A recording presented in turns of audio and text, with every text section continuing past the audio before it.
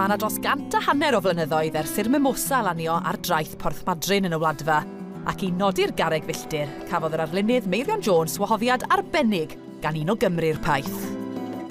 Dwi'n meddwl mae'r flwyddyn 2014 oedd hi, pan dath Isaias a'i wraig, un tŷ ni yn Aberteifi, a gofyn y cwestiwn yn syml iawn a licen i dreulio mis mas yn darlunio pobl a thirlun y Wladfa y flwyddyn ganlynol, sef blwyddyn y dathlu wedyn.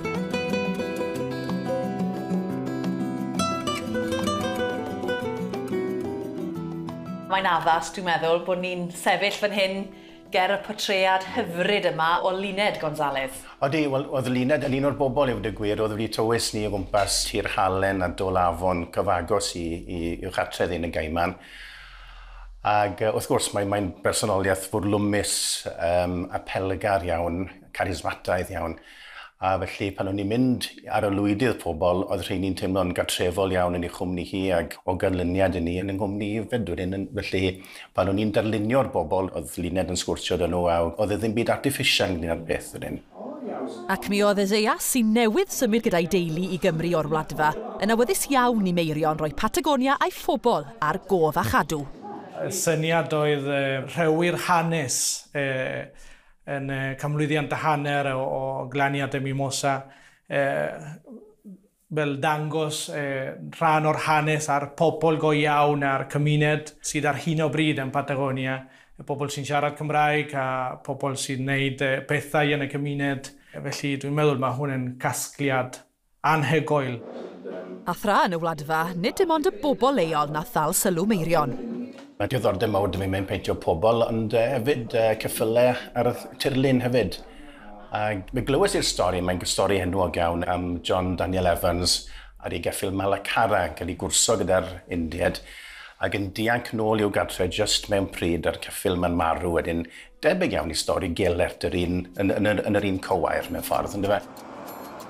Wrth bod ni'n croesi'r Paeth, mi'n gweud wrth y wraig, mae'n rhaid mae'n mynd oedd yr lle ble oedd y digwyddiad yna wedi digwydd yn Dyffryn y Merthyron.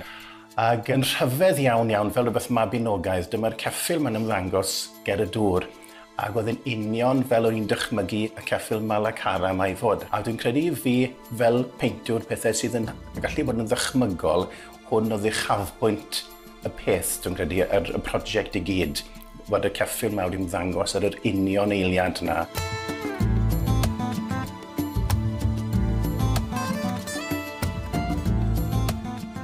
Maen nhw'n welson nhw wedi dod a Patagonia i Aberteifi.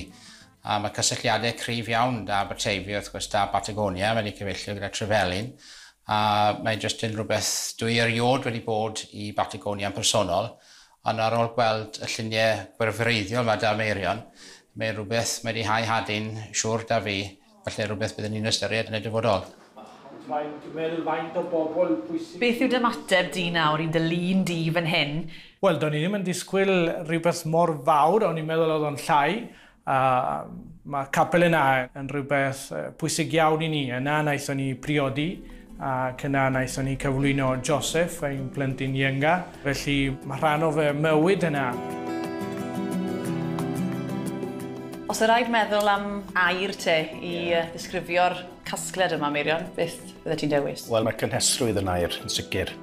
Oherwydd o'r croeso cychwynnol mas yna i'r teimlad o'n i'n cael wrth ail fyw y profiad a creu'r darluniau yma, oedd hynawsedd y bobl yn dod drwyddo, yn gryf iawn. A mae bod yn yr stafell hon nawr le mae falle 12 o bobl sy'n hoff iawn ohonyn nhw o'n cwmpas ni, yn profiad eitha emosiynol yn ei hunan mewn ffordd, a mae chydig o bobl sydd wedi gweld y lluniau mae'n barod wedi teimlo'r un peth yn dyn nhw. Mae gwaith Meirion yn arbennig o dda. Mae rhaid i'r pobl dod i weld yr arddangosfa yma, achos mae'n rhywbeth gwych